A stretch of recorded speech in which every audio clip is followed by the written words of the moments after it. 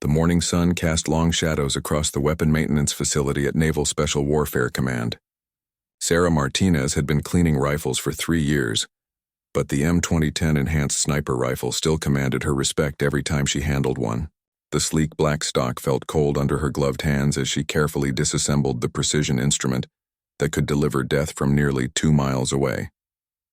She worked methodically, her movements precise and practiced. Each component received individual attention as she removed the accumulated dust and carbon residue from the rifle's last deployment. The bolt carrier group gleamed under the fluorescent lights after her careful cleaning, and she could see her reflection in the polished metal surfaces. Sarah had always been drawn to the technical aspects of firearms. Growing up on her father's ranch in Montana, she'd learned to shoot before she could properly tie her shoes. But this was different.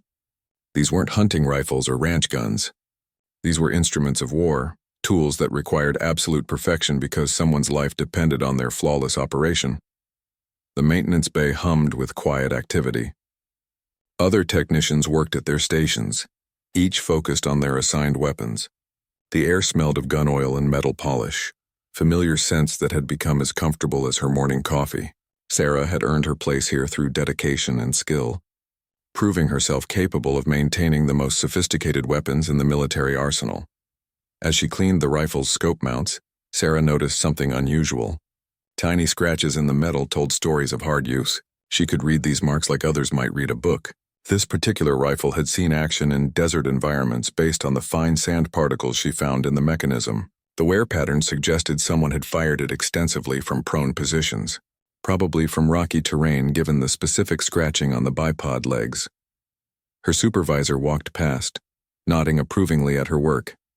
Sarah had built a reputation for thoroughness that made her the go-to person for the most critical weapons. When Navy SEALs needed their rifles perfect, they asked for Sarah by name. She took pride in knowing that her work might make the difference between a successful mission and tragedy. The M2010 was particularly challenging to clean properly. Its sophisticated design included numerous small components that could trap debris. Sarah used specialized tools to reach every crevice, ensuring that nothing remained that might affect the rifle's accuracy. She had memorized the technical manual, but more importantly, she understood how each part functioned within the complete system. Working alone allowed Sarah to concentrate fully on her craft. She found meditation in the repetitive motions of cleaning and inspection. Each weapon told its own story through the wear patterns, the type of fouling, and the condition of its components. This rifle had been well maintained in the field, suggesting its operator understood the importance of weapon care even under combat conditions. The morning passed quietly as Sarah worked through her checklist. She tested the trigger mechanism, verifying its crisp break and consistent pull weight. The bolt cycled smoothly through its full range of motion. Every mechanical aspect of the rifle met or exceeded specifications. This weapon was ready to perform when lives depended on its accuracy. Sarah's attention to detail had earned her recognition throughout the command. Officers and enlisted personnel alike trusted her expertise. She had turned what others might consider routine maintenance into an art form. Each weapon that passed through her hands received the same meticulous care, regardless of whether it belonged to a new trainee or a veteran operator. As she prepared to begin the final inspection phase, Sarah reflected on her journey to this position. The military had given her opportunities she never would have had back home. She had developed skills that transferred far beyond weapon maintenance. The discipline, attention to detail, and systematic approach she had learned here would serve her well regardless of what path she chose after her service ended. The rifle was nearly complete. Sarah had spent over 2 hours on this single weapon, far longer than regulations required, but she knew that the operator who would carry this rifle into combat deserved nothing less than perfection. Every component had been cleaned, inspected, lubricated, and tested. The weapon would perform flawlessly when called upon. The maintenance facility remained busy around her, but Sarah had learned to block out distractions when working on critical equipment. Her world had narrowed to the rifle before her, and the checklist that ensured nothing was overlooked.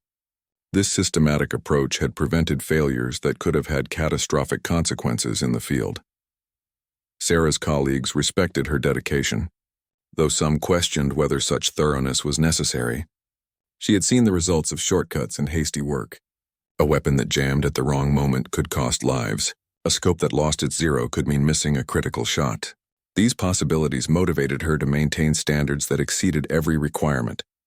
The M2010 represented the pinnacle of sniper rifle development. Its sophisticated design allowed trained operators to engage targets at ranges previously thought impossible. Sarah understood that her role in maintaining these weapons was just as critical as the marksmanship training the operators received. The weapon system was only as reliable as its weakest component, and maintenance was often that critical link. As the morning progressed toward afternoon, Sarah prepared for the most important part of her inspection process. She would soon discover something that would change everything about how she viewed her work and the warriors who carried these weapons into battle. Sarah lifted the rifle's barrel toward the light, beginning her final optical inspection. This was always the most revealing part of her process. The barrel's interior would tell her everything about how the weapon had been used and maintained in the field. She peered down the length of the bore, looking for any signs of excessive wear or fouling that her initial cleaning might have missed. The rifling appeared excellent, with sharp, well-defined grooves spiraling down the barrel's length. No signs of throat erosion or excessive copper fouling. Whoever had used this rifle understood proper shooting techniques and maintenance procedures. Sarah made mental notes as she continued her inspection, building a profile of the weapon's operator through the physical evidence left behind. As she rotated the barrel to examine it from different angles, something caught her attention. Near the chamber end, barely visible unless the light hit it just right, were tiny hash marks etched into the metal. Sarah had seen similar markings before, but these were different. They were precisely placed and methodical, clearly intentional rather than accidental damage. She reached for her magnifying glass, a tool that had become indispensable for detailed inspections. Under magnification, the marks resolved into clear, deliberate scratches. They were arranged in groups, separated by slightly larger spaces. Sarah's pulse quickened as she realized what she was looking at. These weren't random scratches or maintenance marks. They were tallies. Each small mark represented something significant enough that someone had risked damaging a precision weapon to record it permanently. Sarah had heard stories about such markings, but she had never seen them firsthand. The implications made her hands shake slightly as she counted the marks. There were dozens of them, arranged in careful groups of 5 with a diagonal line, crossing each completed set. The reality of what these weapons did suddenly became very personal for Sarah. She had always known intellectually that the rifles she maintained were used in combat, but the physical evidence before her made that knowledge visceral. Someone had carried this weapon into dangerous situations and had felt compelled to record each significant event permanently on the barrel. Sarah set down the magnifying glass and took a deep breath. She had been maintaining weapons for years, but this was the first time she had encountered such direct evidence of their use in combat. The hash marks were small, discreet, and would be invisible to casual observation. Only someone conducting a thorough inspection would notice them. The precision of the markings impressed her. Even under stress, the operator had taken time to make each mark consistent with the others. This spoke to discipline and attention to detail that matched Sarah's own approach to weapon maintenance. She felt a connection to the unknown warrior who had carried this rifle, someone who clearly understood the importance of precision in all aspects of their craft. Sarah resumed her inspection, now looking more carefully for other signs of the weapon's history. She found evidence of careful field maintenance in the wear patterns on the bolt face. Small scratches around the magazine well suggested rapid reloading under pressure. The bipod showed signs of deployment on various surfaces, from sand to concrete to wood. Each detail painted a picture of someone who had pushed this weapon to its limits while maintaining respect for its precision. The operator had clearly understood that their life might depend on the rifle's perfect function. Sarah felt a new level of responsibility knowing that her work directly supported someone who faced such dangers. The hash marks fascinated her. She tried to imagine the circumstances that had led to each one being added. Had they been carved immediately after significant events? Or had the operator waited until returning to a safe location? The consistent depth and style suggested they had been made with the same tool, probably a knife point or similar sharp implement. Sarah photographed the markings with her phone, careful to capture their exact location and arrangement. She wasn't sure why she felt compelled to document them, but something told her these marks were important. They represented a human story hidden within the mechanical precision of the weapon system. The maintenance manual contained no procedures for dealing with such markings. They didn't affect the weapon's function, so technically they could be ignored. But Sarah couldn't bring herself to treat them as mere scratches to be polished away. They were part of the rifle's history, evidence of its service in the hands of a professional warrior. As she continued her inspection, Sarah found herself wondering about the person who had made these marks. What kind of missions had they undertaken with this rifle? How long had they carried it? Were they still actively serving, or had they moved on to other assignments? The questions multiplied, but the silent weapon offered no answers beyond the physical evidence of its use. The rest of the rifle's components showed similar signs of professional use and care. The trigger group had been properly maintained despite obviously heavy use. The scope mounts showed no signs of loosening or movement. Everything indicated that the weapon had been in the hands of someone who understood its capabilities and limitations. Sarah realized that her perspective on her work had fundamentally changed. She was no longer just maintaining equipment. She was caring for tools that enabled brave individuals to serve their country in dangerous circumstances.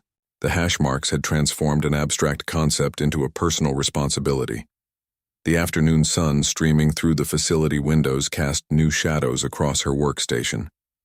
Sarah prepared to complete her inspection and return the rifle to service, but she knew she would never forget what she had discovered.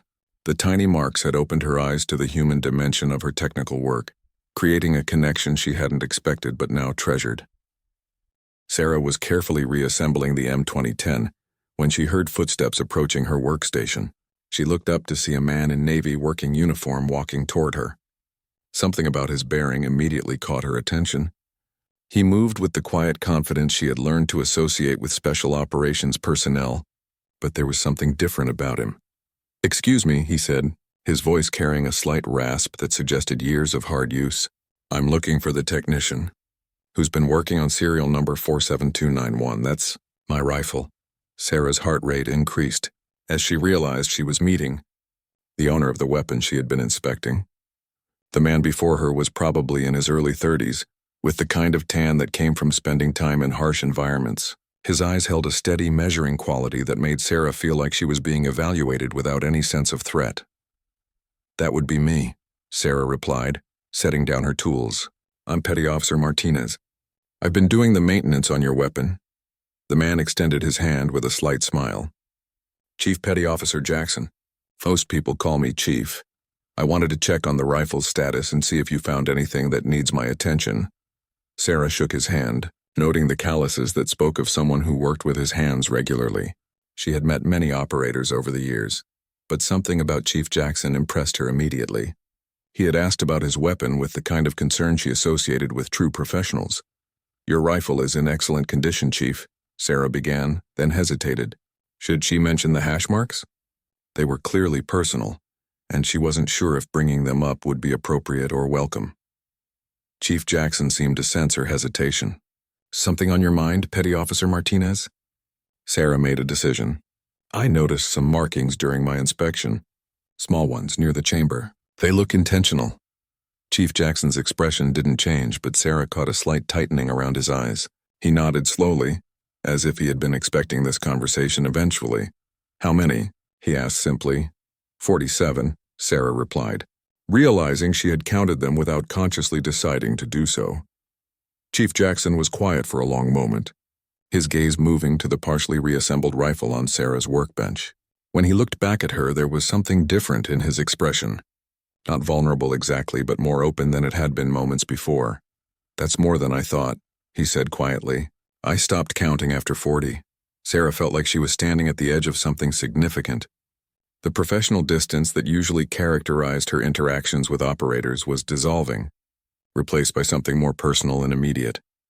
"I've never seen markings like those before," Sarah admitted. "I wasn't sure if I should mention them." "You did the right thing," Chief Jackson replied. "That rifle has been with me for 3 years. We've been through a lot together." The way he spoke about the weapon struck Sarah as unusual. Most operators she had met treated their equipment with respect and care, but Chief Jackson spoke about his rifle almost like a partner. There was an intimacy in his voice that suggested a relationship built through shared experiences she could barely imagine. "Can I ask what they represent?" Sarah ventured, then quickly added, If that's not too personal. Chief Jackson studied her face for a moment as if deciding how much to share. Each mark represents a confirmed engagement at extreme range, beyond what most people would consider possible. Sarah felt a chill run down her spine. 47 marks meant 47 times this man had used his rifle to engage targets at distances that challenged the limits of both equipment and human skill. The implications were staggering. The farthest? She asked, surprising herself with her boldness. 2,940 meters, Chief Jackson replied without hesitation. Afghanistan 2 years ago. Had to account for altitude, temperature, wind speed at multiple levels, even the rotation of the Earth. Sarah's mind struggled to process the distances involved. Nearly 3,000 meters was almost 2 miles. She had studied ballistics and understood the theoretical capabilities of the M2010, but hearing about such a shot from someone who had actually made it was overwhelming. "That's incredible," she managed to say. "I can't imagine the skill required." "It's not just skill," Chief Jackson replied. "It's the weapon system, the ammunition, the environmental conditions, and honestly, a fair amount of luck. But mostly, it's having equipment you can trust absolutely."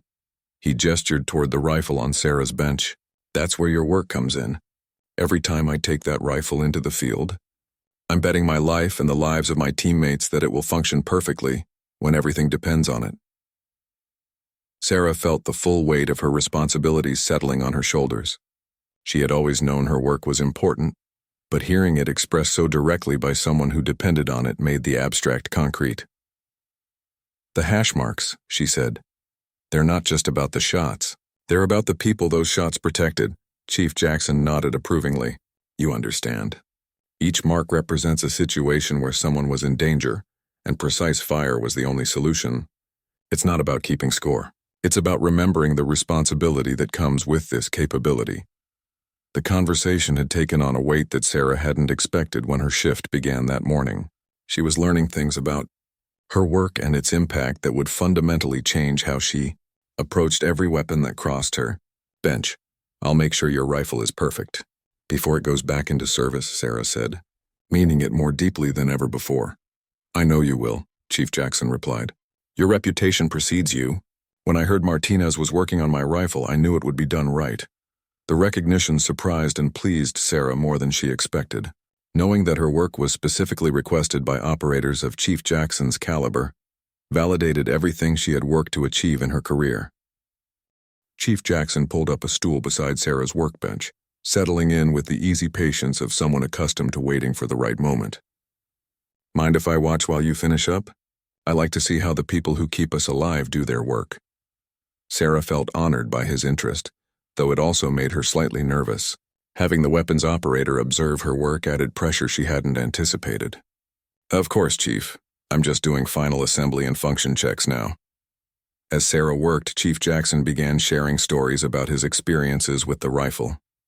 He spoke quietly, his voice carrying the weight of someone who had seen things most people couldn't imagine. The shot that created mark number 37 happened during a hostage rescue operation. The target was holding a civilian, and we had one chance to resolve the situation safely. Sarah's hands remained steady as she installed the bolt carrier group, but her attention was completely focused on Chief Jackson's words. The range was just over 2,000 meters, and we were shooting across a valley with shifting wind conditions. My spotter and I calculated the shot for almost 10 minutes before I felt confident enough to pull the trigger. The technical challenges involved in such a shot fascinated Sarah. She understood the ballistics theory, but hearing about its practical application from someone who had lived it brought the science to life in ways no textbook ever could. "The hardest part isn't making the shot," Chief Jackson continued. "It's living with the responsibility afterward.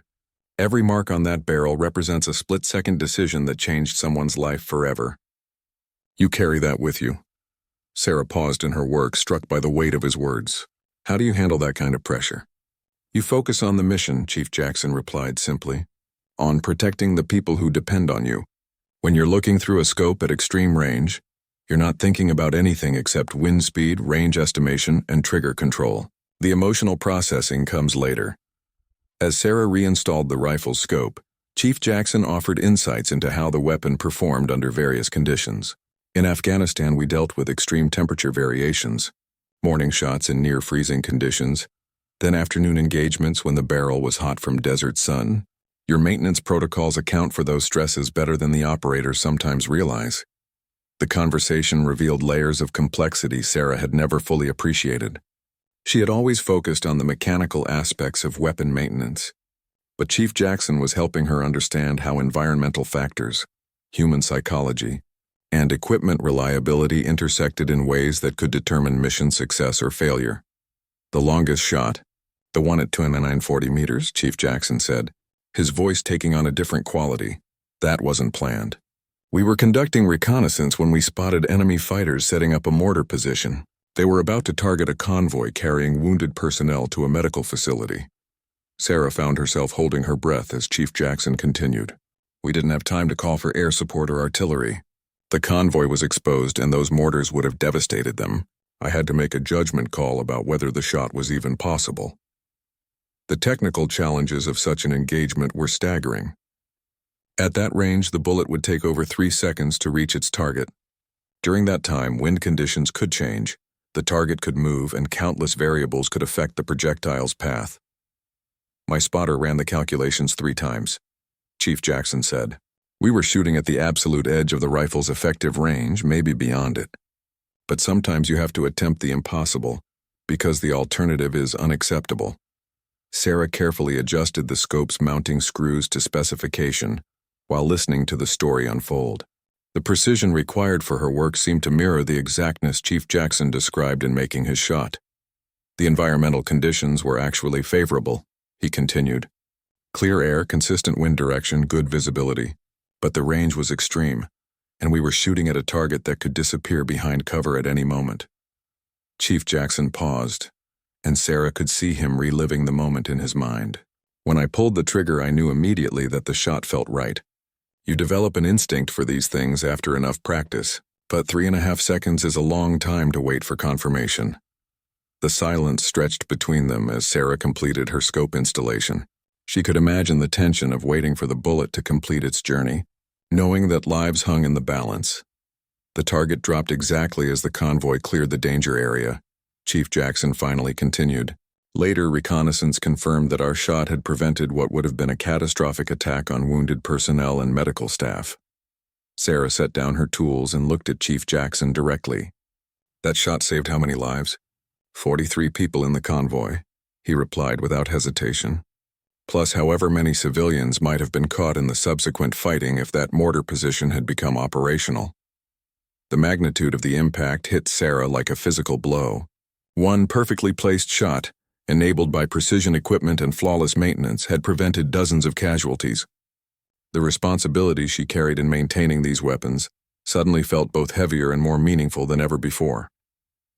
Every person who works on these weapons is part of that success, Chief Jackson said, seeming to read her thoughts. The armorers who build them, the technicians who maintain them, the ammunition specialists who load the rounds. It's all connected. Sarah understood now why Chief Jackson had marked that shot on his rifle's barrel. It wasn't about personal achievement or keeping score. It was about acknowledging the responsibility that came with wielding such power and honoring the lives that had been saved through its proper application. Sarah performed the final function checks on the M2010, cycling the bolt action and testing the trigger mechanism while Chief Jackson observed. The weapon operated with the smooth precision she had come to expect from properly maintained equipment, but now she understood the true significance of that mechanical perfection. There's something I want you to understand, Chief Jackson said as Sarah completed her checklist. The work you do here doesn't just keep weapons functional, it gives operators confidence. When I'm in position for a critical shot, I never wonder whether my rifle will perform. That mental certainty is as important as the mechanical reliability. The comment resonated deeply with Sarah. She had always focused on the technical aspects of her work, but Chief Jackson was highlighting the psychological dimension she had never fully considered. Confidence in equipment could make the difference between success and failure in high-pressure situations. I've worked with snipers who second-guessed their equipment, Chief Jackson continued. It affects everything. Their breathing, their trigger control, their ability to make rapid adjustments. When you trust your weapon absolutely, you can focus entirely on the elements you can control. Sarah documented the rifle's maintenance in the official logbook, but she also made personal notes about what she had learned. This weapon wasn't just another piece of equipment passing through her workstation. It was a tool that had saved lives and would likely do so again in the future. "Can I ask about your training?" Sarah inquired. "How do you learn to make shots at those distances?" Chief Jackson smiled slightly. "Years of practice, but more importantly, understanding the science behind ballistics. Temperature affects powder burn rates. Humidity changes air density. Altitude alters atmospheric pressure. Every variable has to be calculated and compensated for." He gestured toward the rifle. "The weapon system is capable of incredible precision, but it's only as accurate as the person using it understands how to account for environmental conditions. That's where experience becomes crucial." Sarah had studied ballistics theory, but hearing about its practical application from someone who had pushed the limits of possibility gave her new appreciation for the complexity involved. "How do you practice for such extreme ranges?" "We have specialized ranges that allow long-distance training," Chief Jackson explained. "But the real education comes from working with experienced spotters who can teach you to read environmental conditions. The longest shots require 2 people working in perfect coordination." The conversation was interrupted by another technician approaching with a question about a different weapon system. While Chief Jackson answered technical questions about ammunition compatibility, Sarah reflected on how her understanding of her work had evolved throughout the morning. When the interruption ended, Chief Jackson returned his attention to Sarah.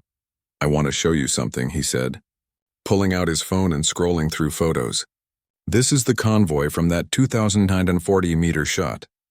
The image showed military vehicles stopped on a dusty road, with personnel tending to wounded soldiers. The scene looked peaceful, but Sarah now knew how close it had come to becoming a tragedy. "Every person in that photo went home because of precision fire support," Chief Jackson said quietly. "The wounded made it to medical facilities. The healthy ones continued their mission. That's what makes the long shots worthwhile." Sarah studied the photo, trying to imagine the perspective from Chief Jackson's position nearly 3,000 meters away. At that distance, the convoy would have been barely visible even through a high-powered scope.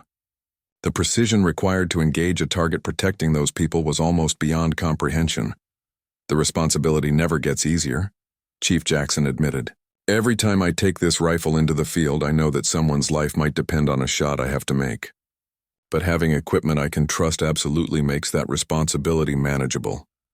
As Sarah completed her paperwork, Chief Jackson shared more stories about the rifle's service history. Each tale reinforced the connection between precision maintenance and mission success. Sarah began to understand that her work was part of a chain of responsibility that extended from the factory where the weapon was manufactured to the battlefield where it was employed. "I have a request," Chief Jackson said as Sarah prepared to return the rifle to its case. "Would you mind if I specifically requested you for future maintenance on this weapon? I know it's not standard procedure, but working with someone who understands the weapon's history feels important." Sarah felt honored by the request, though she wasn't sure if such arrangements were possible within the existing system. "I'll talk to my supervisor about it, Chief. I'd be proud to continue working on your rifle." The morning had transformed from routine equipment maintenance into something far more meaningful. Sarah had gained new perspective on her work and its impact on the people who depended on her skills. The hash marks on the rifle's barrel would remind her of that responsibility every time she worked on the weapon. Chief Jackson stood and extended his hand again. "Thank you, Petty Officer Martinez. Knowing that people like you are taking care of our equipment makes it easier to do our job." As they shook hands, Sarah realized that their brief interaction had created a connection that would influence how she approached her work for the rest of her career. She was no longer just maintaining equipment. She was supporting warriors who risked everything in service to their country. The rifle case closed with a solid click, sealing away the weapon that had saved 43 lives with a single, perfectly placed shot. But the lessons Sarah had learned that morning would remain with her, changing forever how she understood the true meaning of precision in her chosen profession. 6 months later, Sarah found herself once again cleaning the familiar M2010 with serial number 47291. Chief Jackson had deployed again, and his rifle had returned for scheduled maintenance after another successful mission cycle. As she began her inspection routine, Sarah noticed immediately that there were new hash marks near the chamber. She counted carefully. finding 4 additional tallies beyond the 47 she had discovered during their first meeting. Each new mark was as precisely made as the originals, maintaining the careful pattern Chief Jackson had established. Sarah wondered what stories these new marks represented, and hoped that each one meant more lives had been saved through precision fire. The rifle showed signs of hard use since their last meeting. Desert sand had found its way into every crevice despite careful field maintenance. The barrel bore required extensive cleaning to remove accumulated copper fouling from extended shooting sessions, but the weapon's fundamental condition remained excellent, testament to both its robust design and Chief Jackson's meticulous care. As Sarah worked, she reflected on how much her perspective had changed since that first encounter with Chief Jackson. Every weapon that crossed her bench now received the same level of attention she had once reserved for only the most critical equipment. She understood now that each rifle, pistol, or machine gun might someday make the difference between life and death for someone she would never meet. Her supervisor had approved Chief Jackson's request for Sarah to handle all maintenance on his rifle. The arrangement was unusual, but the command recognized the value of continuity in critical equipment maintenance. Sarah had become the unofficial custodian of Weapon 47291, responsible for ensuring its readiness whenever Chief Jackson needed it. The new hash marks fascinated Sarah as she examined them under magnification. They showed the same careful attention to detail she had come to associate with Chief Jackson's work. Even under operational stress, he had taken time to maintain his personal record with the same precision he applied to his shooting. Sarah's phone buzzed with a text message from an unknown number. When she opened it, she found a simple message. "Heard you're working on my rifle again. Hope you don't mind, but I asked them to pass along my number. Wanted to update you on the new marks." "Chief Jackson," Sarah quickly typed back. "Good to hear from you, Chief. I noticed the additions. Hope everything went well." The response came quickly. 4 more successful long-range engagements. Longest was 2,847 meters. That rifle continues to perform flawlessly thanks to your work. Currently back stateside for training cycle. Reading the message, Sarah felt a mixture of pride and soberness. Each new mark represented another situation where Chief Jackson had been called upon to use his deadly skills. The precision of her maintenance work had contributed to whatever success those engagements had achieved. Throughout the day, Sarah and Chief Jackson exchanged occasional messages about the rifle's condition and performance. He was interested in specific details about wear patterns and component condition, information that would help him understand how the weapon had been affected by their recent deployment. "The barrel showed some throat erosion," Sarah texted. "Nothing outside normal parameters, but worth monitoring." "How many rounds downrange this deployment?" "Approximately 800 rounds training and operational," came the reply. "Mostly match-grade ammunition, but some field-expedient loads when supply lines were constrained." "Any concerns?" Sarah appreciated Chief Jackson's detailed responses. His technical knowledge and attention to equipment condition made their professional relationship more effective. She could provide better maintenance when she understood exactly how the weapon had been used. As evening approached, Sarah completed her work on the rifle. Every component had been cleaned, inspected, and properly lubricated.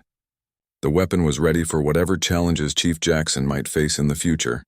But more than that, Sarah felt confident that her work would contribute to mission success and the safety of everyone who depended on precision fire support. Her phone buzzed one final time as she prepared to leave for the day. Chief Jackson had sent a photo of himself with his sniper team, all of them smiling despite obvious fatigue. The caption read, "Thanks for keeping us mission ready. Your work makes the difference out here." Sarah saved the photo, understanding that it represented something more than casual appreciation. These men trusted their lives to equipment she maintained. The responsibility was enormous, but so was the satisfaction of knowing her skills contributed directly to their success and safety.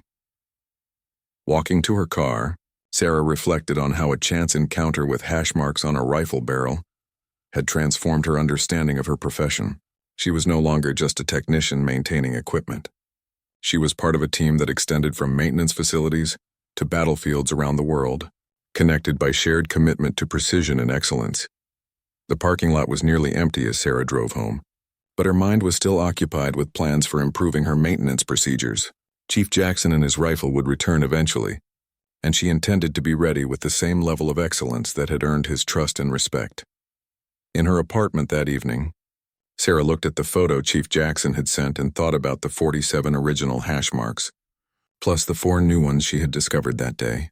51 successful engagements at extreme range, each one representing a moment when precision fire support had made the critical difference. Her work had been part of every one of those successes, connecting her to stories of courage and skill she was only beginning to understand.